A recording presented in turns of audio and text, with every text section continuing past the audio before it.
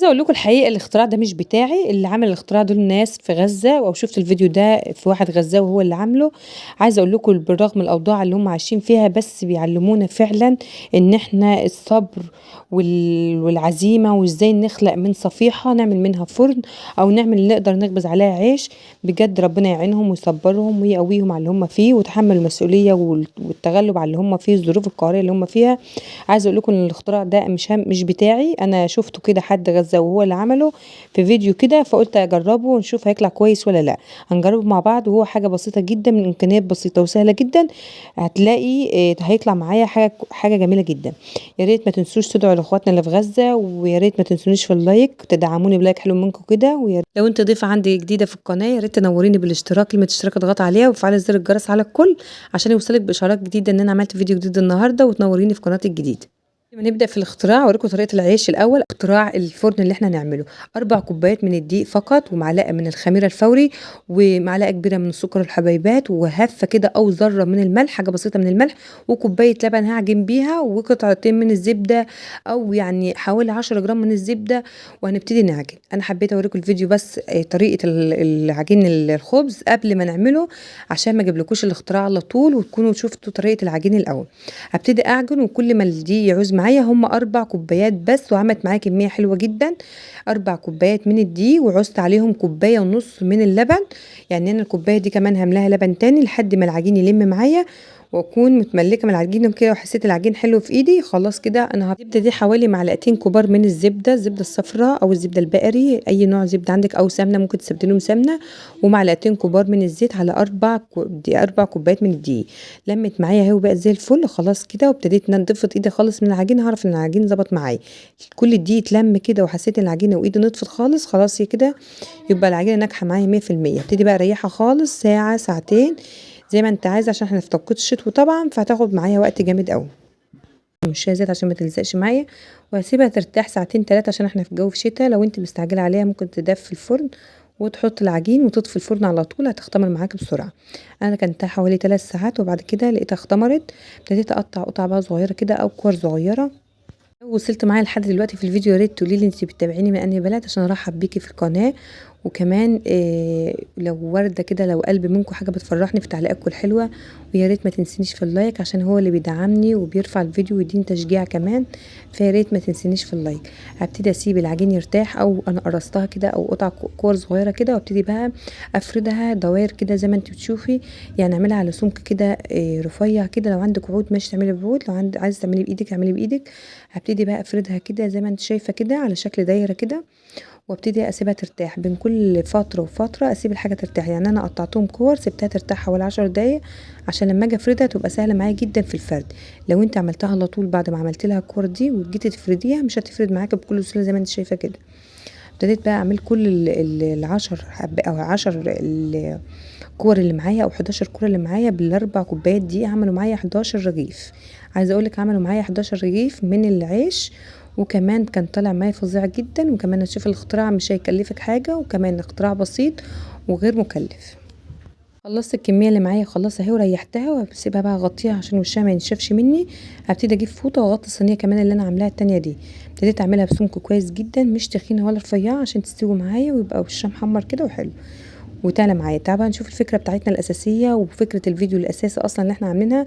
هبتدي أجيب سكينة وأفتح الجزء اللي من فوق ده، وأسيب الجزء اللي من تحت، عشان أنا عايزة الصاجة من فوق تكون مفتوحة زي ما انت شايفة كده. شاكوش بقى وسكينة كده تكون متينة شوية، وتبتدي تعملي بيها. هبتدي أعمل فتحة من فوق زي ما انت شايفة كده. هفتح كل الجزء اللي انت شايفاه ده. لو انت حبيتي تعمليها على الأرض تعمليها أسهل بكتير. يعني أنا كنت بفصل الفيديو شوية وبنزل على الأرض كده، وأقوم عاملاها على الأرض، كانت بتعمل معايا بسرعة.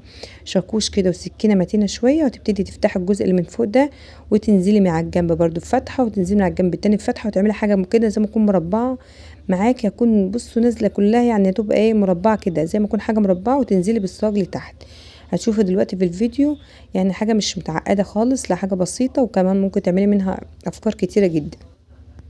لو انت عندك مقص حامي شويه او متين شويه، ممكن تعملي بيها من غير السكينه ومن غير الشاكوش.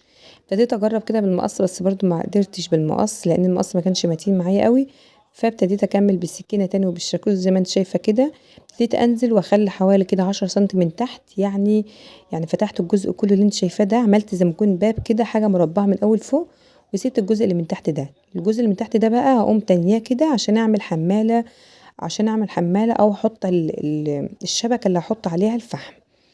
ابتديت كده بقى لقيتها بتنزل تحت، فجبت قالب طوب وقمت حطاها تحت الصاجه دي، الصاجه اللي بتروح وتيجي دي معايا دي. ابتديت كل ما اجي اضغط عليها لتحت الاقيها نزلت. ابتدي بقى اساوي كل ده عشان ما اتعورش واتبهدل. ابتديت اسويها كده بالشاكوش زي ما انت شايفه، عشان لما اجي استخدمها ما تعورش او تبهدلني. كل الحروف اللي انتوا شايفينها دي ابتديت اسويها بالشاكوش، وصدقوني ما تعبت في عمايلها ولا اي حاجه. بصاجه كده وبشاكوش، وتمكني من الحاجه وحافظه على ايدك ومش هيحصل لك اي حاجه. ابتديت بقى اعمل كده، شفت الجزء اللي احنا سايبينه من تحت حوالي 10 سم، وفتحت الباب كل اللي انتوا شايفينه ده فتحته كده، والصاجه كانت بتنام مني كده جامد، فابتديت هجيب لها قالب طوب صغير كده واحطه تحت الصاجه اللي هي ايه اللي انا فاتحاها دي، عشان لما اجي احط عليها شبكه او احط عليها اي حاجه والفحم نفسه ما ينزلش مني. الحديده دي كانت موجوده عندي، ما عندكيش الحديده دي ممكن تعملي فتحتين من هنا وفتحتين من الناحيه التانية، وتحط كده سيخين او حديدتين كده موصلين لبعض، وتحط عليها الشبكه او السلك اللي احنا هنعمله. شايفين السلك ده؟ ممكن انتوا تحطوه بقى تعملوا فتحتين من على الجنب من هنا وفتحتين من على الجنب من هنا مقاس بعض بالظبط، وتحطوا سيخ او سلك وتوصلهم ببعض، وتحط الشبكة السلك دي عليهم. دي عشان كانت يعني متاحة عندي وموجودة عندي، فانا عملتها واستسهلت على طول بيها وقمت حطاها كده. انا هوريكم بس في الفيديو دلوقتي واخرة الفيديو شوفوا بس الطريقة. اقطع حته كده مربعه على قد الصفيحه اللي معايا بالظبط، على قد ان انا اعرف ادخل الشبكه اللي معايا دي. السلك ده برده كان موجود عندك بقى سلك كده من البواقي بتاع الشبابيك او حاجه زي كده، ممكن تعمليه سهل قوي، وممكن يعني تستبدليه باي حاجه تانية تكون متينه ما تسيحش من الفحم. لو عندك حتى شبكه كده ممكن تحط عليها الفحم عادي. انا ابتديت احط دي فبتنزل معايا زي ما انتم شايفين بالظبط كده. ابتديت احط بقى يعني احط لها حته قالب صغير كده، قالب احمر كده، ابتديت احطه تحت الصاجه دي عشان ما تنزلش مني. كل ما اجي احط كده تقوم نازله مني. فجبت طوبه او حجر او اي حاجه عندك تسندي بس بيها الصاجه اللي بتنزل وبتطلع دي. ابتديت حسيت ان هي مش مظبوطه معايا خالص خالص، فابتديت بقى اظبطها تاني، وحطيت القالب ده من تحت الصاجه عشان تظبط معايا. ابتديت اهو حطيت القالب اهي متينه اهي، وابتديت احط بقى ايه الصاجه بقى كده مظبوطه اهي متينه اهي معايا. لو ما عندكيش صاجه ممكن تحطي حله صغيره كده. ابتديت احط الشبكه اهي، شايفين بقى بقيت متينه معايا، وظبطت السلك على قد ظبطت السلك كده وسويته على قد الصفيحه اللي معايا بالظبط. وابتديت بقى اسخن فحم بقى واحطه. عايزه اقول لك طريقه جميله، وطلع العيش معايا تحفه، وطريقه بسيطه وسهله جدا ومش متعبه كمان، وبجد حاجه كده في منتهى الجمال. وبجد ربنا يبارك للي بيعملوا الافكار الجميله دي ويعزيهم ويصبرهم. بجد يعني ربنا يديهم القوه والصحه اللي هم يعني بيعدوا الايام الصعبه عليهم دي. ابتديت احط بقى السلك خلاص اهي، شوفوا متينه ازاي وجميله ازاي ومحكومه وزي الفل. لو انتوا ما عندكوش بقى الستاند ده بتاع الستاند بتاع الحديده دي، ممكن تستبدلها بسيخين من النص وتحط الشبكه عليها، شبكه السلكه دي. سخنت الفحم كويس جدا، وفي فحم اكبر من كده كمان كان هيساعدنا اكتر في العيش ويستوي بسرعه اكتر، لانه كان طول معايا الرغيف على الصاجه شويه، لان كانت الفحم عايز فحم اكبر من ده. ابتديت اسوي العيش زي ما كده كده واتنفخ معايا شويه بشويه. والرغيف اللي انا صورته معاكم ده كان اخر رغيف صورته، ما كانش طالع معايا ايه زي اللي قبله. فكنت خلصت كميه العيش، فخلاص بقى كانت هي دي اللي ختمت بيها الفيديو. بجد جميله جدا، والعيش كان طالع بطريقه جميله وحلوه، ويا ريت تجربوها وعايزين ندعي لاخواتنا اللي في غزه يا جماعه، ربنا يديهم الصبر والقوه والمعونه.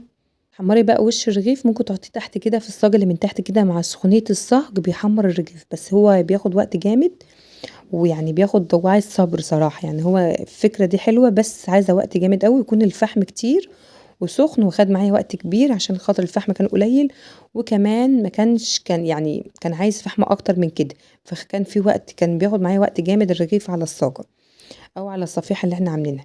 بس في الاخر ختمت بالفيديو، كان العيش جميل.